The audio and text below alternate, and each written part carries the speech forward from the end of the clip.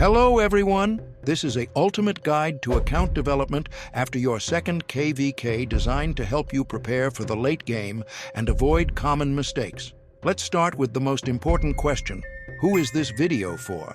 Primarily, this guide is aimed at newer players in their second to fourth KvK who need a clear, step-by-step development plan. But it's also useful for more experienced players who want to improve their performance. The goal of this guide is to help you become a truly competitive player, ready for life in strong kingdoms and even Imperium. One important thing, everything I say in this video is just my personal opinion. I'm not claiming it's the only right way to play. I've been playing Rise of Kingdoms for over 3 years now, and I believe I can share tips that will genuinely help you grow your account. This is the video plan. Look for the time codes in the description. We won't dwell on this for long. There is a lot of information and numbers ahead because I don't like to be unfounded, but everything will be short and to the point, without a half-hour lecture.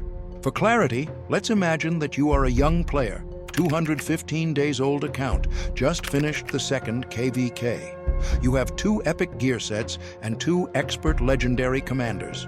From this, we will begin the path to becoming a real killer whale in this game. Around Kingdom Day 215, you'll start the commander swap, and you'll need to decide who to pick. Let's take a look at the top 5 meta commander pairings for July 2025. Ideally, they'd need 10 expert legendary commanders, but at this point, we can only pick 2.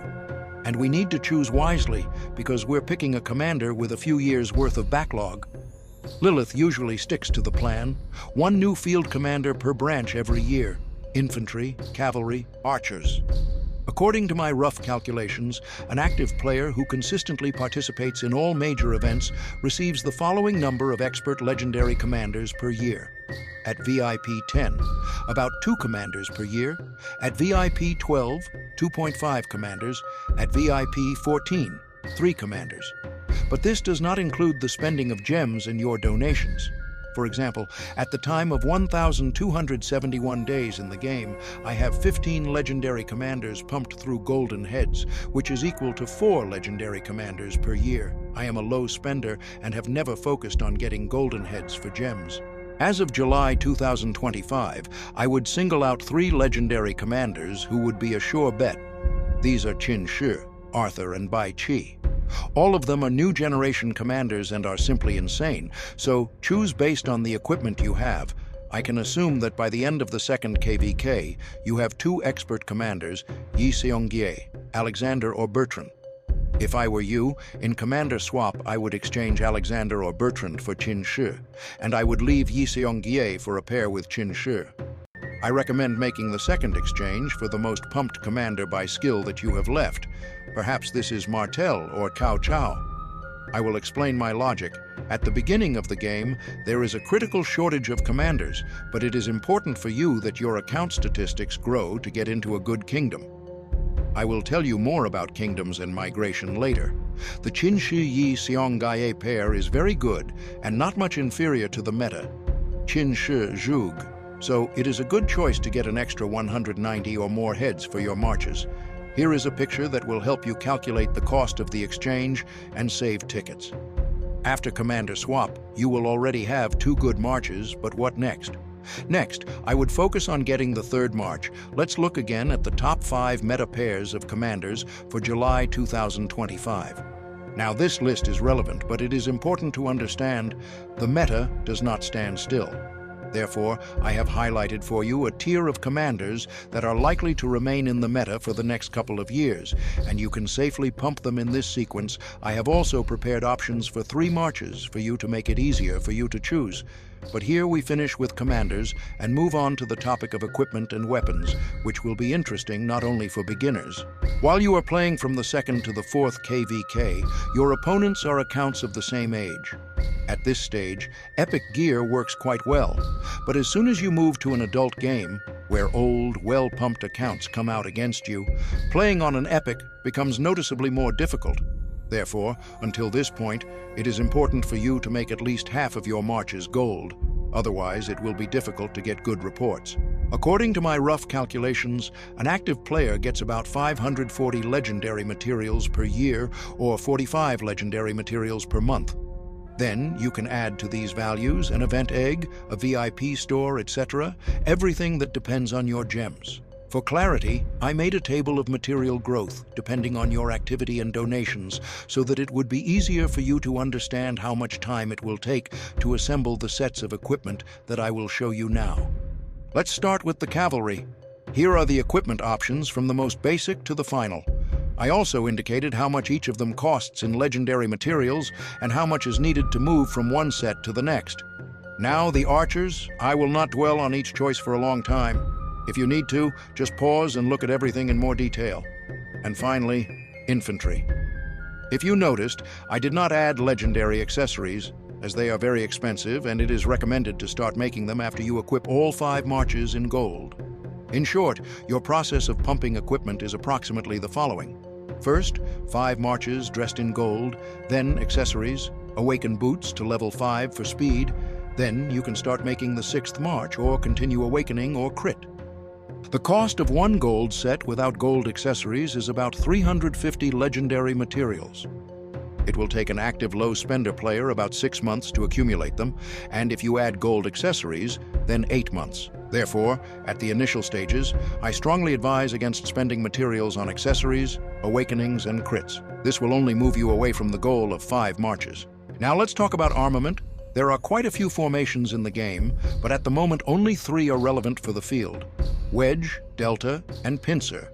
Of course, you can also add the letter V formation, but this is for long-range combat fans. I can't say much about any special ways to get weapons, so that these are not obvious things. I recommend taking at least a couple of trips for gems in travel.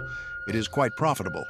If you do not have much left to armament with a rare or special inscription, and this coincided with the Armament Reveal Thyself event, then be sure to try to get the armament you need, and not just random ones. Otherwise, this event is quite expensive and I do not recommend it to free-to-play players. And for a low spender, only optional if you have serious gaps in armament. And finally, here is the inscription tier list for armament from War Daddy Chadsky's Discord. I will leave the link in the comments.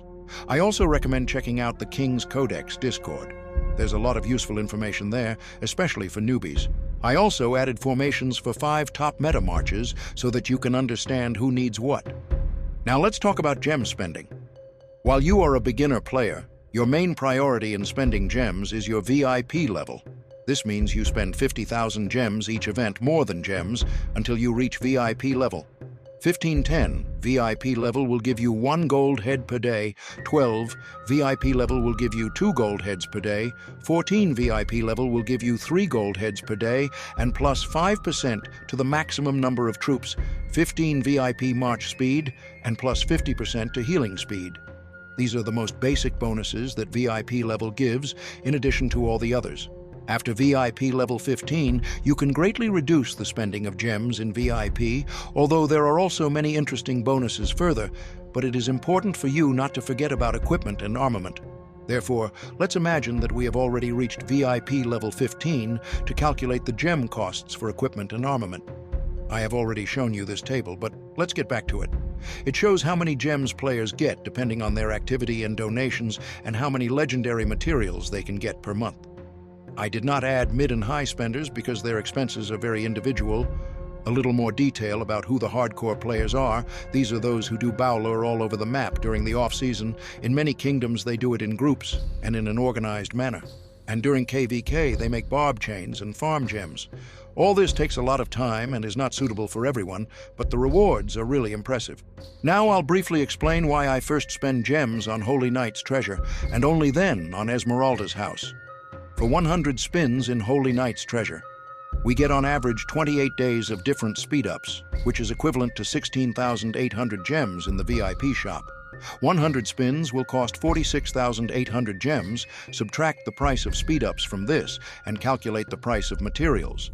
It turns out 2,000 gems for 1 legendary material.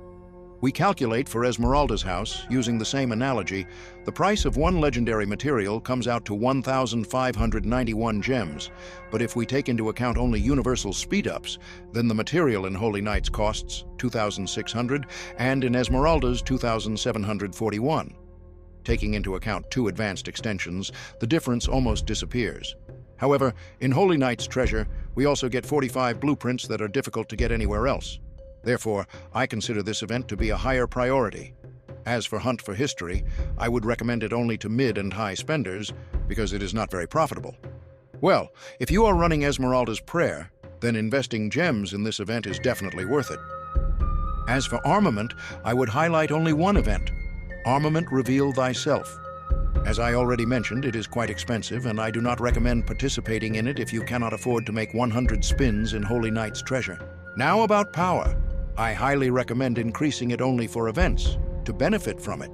If you are patient, then it is better to combine the opening of T5 with Zenith of Power. I did this myself at the beginning of my account and got an excellent Cavalry Town Hall, which still looks good in terms of stats. Yes, this is not an easy task and requires serious preparation, but this is not the topic of this video. For calculations, I recommend the site RoK Calculator, and to understand how much power is needed, look at Fleisch's Discord, all links in the comments. Civilization. There are quite a lot of them, and they all have different advantages, but I would only lead two. With France, you will spend less acceleration. With the Ottoman Empire, you will deal more damage, but with the advent of new types of damage, it is less and less relevant because it only increases damage with a skill. I stopped my choice on France, although I played for a long time on the Ottoman Empire. Well, here we come to the main topic of the video, how to get into a strong kingdom. First, I advise you to stay in the kingdoms until the 4th KvK as long as possible so as not to traumatize your account with battles with older players. Choose active kingdoms with a high level of alliance gift. After all, it is the alliance that gives you the main boost in speed-ups and VIP points if you do not spend a lot. How to understand that the kingdom is good? Analyze its latest KvK through sites like RockStats or ProKingdoms. If the numbers are high and the alliance gift is also high, this may be a great choice. But it is important to understand that a good kingdom also requires high activity from you. For example, it should be normal for you to spend daily action points on forts. This is a requirement for many kingdoms to restore accelerations after KvK. Finally, I want to show you what you need to strive for in order to get into the top 15 best kingdoms of games. I'll start with the fact that you should have at least 5 gold sets of equipment together with accessories. Your latest results for KvK are high, more than 1.5 billion kill points, and in general, your account has more than 5 billion kill points. They also look at your dead and expect to see numbers more than 15 million dead. Playing in such large kingdoms requires high activity and a certain level of donation to feel comfortable. But of course, for high combat statistics in KvK, you should have enough resource, at least 5 billion of each type of resource. All the numbers that I named are very individual and depend on the age of your account, but to understand the minimum for playing in kingdoms of this level, I think it will do. If you are aiming for the top 5 kingdoms of the game, then the minimum requirements there are even higher. It's easier to get there if you prove yourself in KvK with them. But for this, you need to be in a strong kingdom. That's all. I hope this video was useful for you. If so, don't forget to subscribe and like. Thanks for watching.